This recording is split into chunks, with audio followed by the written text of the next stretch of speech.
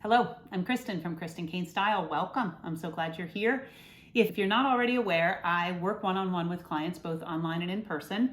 I do a program called Style Therapy. It is a one-on-one style coaching experience that will help you go from feeling stuck and overwhelmed with your style to looking and feeling amazing every time you go to get dressed. So if you'd like more info on that, I will drop the link in the description box below, and you can check out the webpage that has all the details about style therapy. And if you have any questions, you can just drop those in the box below also. So today I want to talk about 8 tips for making shopping easier. I hear from a lot of my clients that they hate shopping, that they used to love shopping when they were, younger, and they could just go troll the mall with their friends, and that was so much fun. And that as they've gotten older, they really detest shopping. And I get it. I totally get it. I've worked retail a lot of years. I understand the overwhelm that comes when you go shopping. I understand the fitting room mirrors and the lighting and all the things that work against you when you go shopping and try to enjoy it. And so today I want to just share, 8 quick tips for how to make shopping a little bit easier. Tip number 1 is know your style. I know you probably think I'm a broken record. It is almost always where I start. Know your style, know your style, know your style.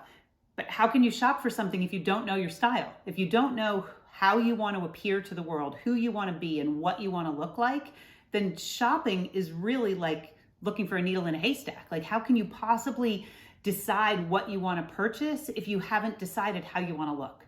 So always, I feel like where we start is by defining our style, really understanding who you want to be and how you want to show up, because then the shopping and the editing and the getting dressed and all the other things become easier. So the number 1 way to make shopping easier is to identify your style. Define who you want to be and how you want to look and how you want to feel in your clothes, so that when you go shopping, you have a filter. You know what you're looking for based on who you want to be, and do the things you're looking at actually support that. The second thing is to know your non-negotiables and your hell yeses. So I have another video, which I will link here, all about non-negotiables. And so your non-negotiables are the things that you will not tolerate in your wardrobe. And they can be anything. They are completely personal. You can have a totally different set than your daughter or your mother or your sister or your best friend. They are things that you will not tolerate in your wardrobe. They can be itchy clothes, uncomfortable shoes, certain colors, certain patterns. It can be anything. But if you know your non-negotiables before you go shopping, when you go shopping, it makes it much easier. I don't look at yellow and brown. Racks of yellow and brown clothing or pieces of yellow and brown clothing, I just don't look at, because I don't wear yellow and brown. Those are non-negotiables for me. So it makes it easier because I don't even have to look at those categories, those colors, because they're not things that I will wear. By the same token, you need to know your hell yeses. I love cream sweaters. So when I shop, I am always on the lookout for a cream sweater. I will scan a store and stop at the cream sweaters because I know that those are hell yeses for me. Doesn't mean I buy every one I see, but I know that that's an area I want to make sure I check out in a store. So if you know your non-negotiables and you know your hell yeses, it helps to narrow down what you're shopping for, which ultimately makes shopping easier.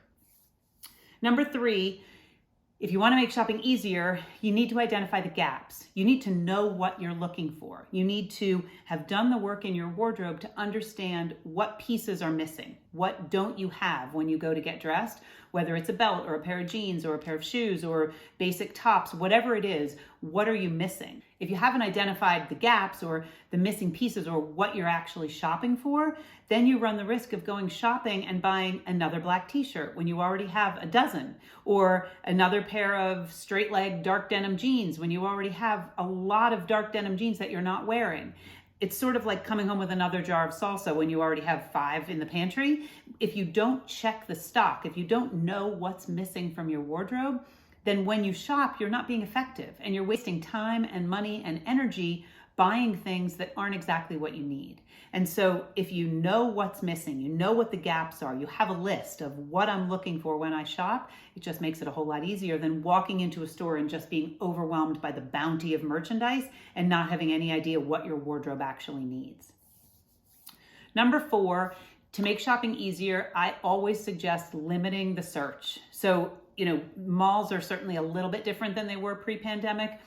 But there are still a lot of stores out there and there's a lot of merchandise. And I firmly believe that you should have a handful of go-to stores that you know work for your body, your budget, your lifestyle. You know that you can count on those. And then if those don't have what you need, if they can't deliver, then you can branch out. Or if you're bored with those stores, you've tapped them, you're done, you're ready for a new look, you're ready for a new style, or your budget has increased or decreased, then you could look at other stores. But by going to the mall and checking every single store for a black t-shirt or a pair of jeans, you are absolutely going to become overwhelmed and discouraged and frustrated and probably throw in the towel and go home with nothing, versus really deciding what stores support what I need for my wardrobe and then shopping at those stores. And the problem here usually is that women hear that and they're like, oh my gosh, how am I going to know that? How would I know unless I go in all the stores? And so there is some truth to the fact that there is some effort needed in order to create an effortless wardrobe. So you do need to identify what stores work best for you. But one of the fastest ways to do that is to look in your closet and see what you already love and what already fits and what was within your budget, and then start with those stores. If you have t-shirts you love from Old Navy, start at Old Navy. If you have jeans that you love from Madewell, start at Madewell. You don't have to make this more difficult than it is. And in that same vein, you don't want to go to 15 stores to look for one great sweater. Start with the stores that you know you can count on. And then if you don't find it there, then branch out to a couple different stores. But if you limit the search, if you limit the number of stores that you shop in regularly, it does make shopping easier. Number 5 is to make time.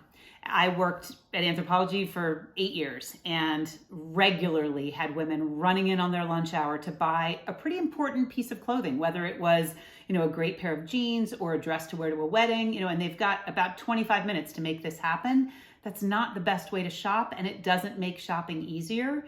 Or they would be on their way home from work on a Friday afternoon and they had plans that evening and they needed an outfit for that date or that concert or that event. That doesn't make shopping easy. It makes it stressful and it makes it overwhelming and it makes it feel panicky and rushed. So make time. Allow time for the shopping. Allow time to try on as many pairs of jeans as you need to until you find that hell yes pair. Give yourself the time to actually find the pieces that will build the incredible wardrobe that will then do the work for you. Once you have those pieces in your wardrobe, you don't have to shop every week. You don't even have to shop every month. Once a season is actually plenty if you know what you're looking for and you've done the work to make shopping easier. So make time to shop. Don't be rushed. Don't feel like it's frivolous and unimportant. In order to have an effortless wardrobe, you need to invest the time to buy the pieces that you need to build the effortless wardrobe. Number 6 is use the pros. So I worked retail for 20 years. If you go into a store and the salespeople want to help you, let them help you.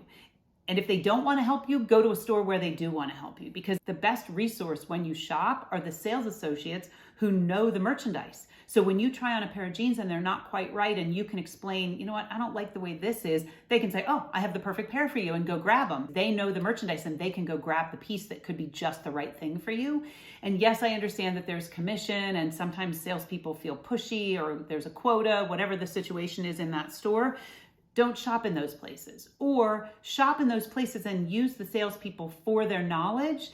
There's nothing wrong with working on commission. And if a salesperson is working on commission and they are actually finding you pieces that are amazing that you absolutely love, then so what? Buy the pieces from them and let them earn the commission. They're doing their job. They are professionals. That's what they do, is they help women get dressed. You can also hire someone like me. You can hire a stylist. I work both online and in person with women doing style therapy, and we address this and we work on how to make shopping easier. So there are ways to use the professionals and not feel like you're being pressed and pushed into buying things you don't want. Number 7, if you've watched Ted Lasso, you know that believe is a huge part of that show. And you got to believe. You got to go into the shopping experience believing you're going to find what you're looking for. I think women have this limiting belief and this kind of negative attitude about shopping. I hate shopping. I never find what I want. Nothing ever fits. The lighting's terrible. The mirrors are terrible. The salespeople are pushy. All the things. if you can change the way you're thinking about it and go into the shopping experience believing that you're going to find exactly the right pieces, the chances are greater that you're going to find exactly the right pieces. And if you don't believe me, try it. Like, it's the same as believing you're going to find a parking space. Like, it really is just a mind game that what we put out there, we attract. And so if you believe today I am going to find the perfect pair of jeans, and then go out there with that energy, believing that even if the first 6 pair you try are not right, believing that you are going to find the right pair, I think that goes a long way to actually helping you find the right pair and helping the right pair find you. And number 8, the 8th way that you can make shopping easier is to be picky. Be picky, do not settle. Keep those hell yeses in mind. If it is not a hell yes, it should not be going home with you. So often women make shopping more difficult because they buy something and then they need to return it. And that is, I think, one of the hugest reasons that women don't like shopping, is because it's a drag. They get it home, they don't actually love it, it doesn't work, they have to bring it back. Nobody wants that. Returns are a pain in the neck. And so if you can make sure that you love it, be picky and discerning and really selective, and only buy it if you absolutely love it, that starts to build your shopping muscle. It starts to make you feel like you're a better shopper, which makes you believe you're a better shopper and ultimately makes you a better shopper. Because to buy things and get them home and have to return them definitely does not make shopping easier or more fun or feel like, you know, it's something you ever want to do. So I hope that those are helpful. I don't know if I love shopping. I don't know that I love shopping anymore, but when I go to shop for something, I am really intentional, and I have done it long enough, both professionally and personally, that I've learned how to make it work for me. And so these 8 things, you know, I came up with them because I have learned through myself and through my clients that if we can nail these, shopping does get easier and more fun. If there's anything I can do to help make shopping easier and more fun for you, please let me know. Every Tuesday, I am on Instagram doing a live Q&A at noon Mountain Time. I post a question box on Monday, so if you have a question, you can drop it in then if you can't join live. Or if you can join live, you can still ask your question in advance, and then I answer the questions on Tuesday. That gets saved to my Instagram feed, and I post all the questions in the comment box, so you can go back and take a look at past weeks. I've been doing this since like November of last year, so there are lots of them to look at. So a question that you have, I might have already answered, and you'll be able to find that in the comment box. And I have a new YouTube video coming out every Friday. So I will see you next Friday. If you have any questions about style therapy, I will put a link in the box for you to check out the website, and it will show you all that's included in style therapy and how you can get a hold of me if you would like to book a one-on-one style coaching session with me. I hope you have an amazing week, and I'll see you next Friday.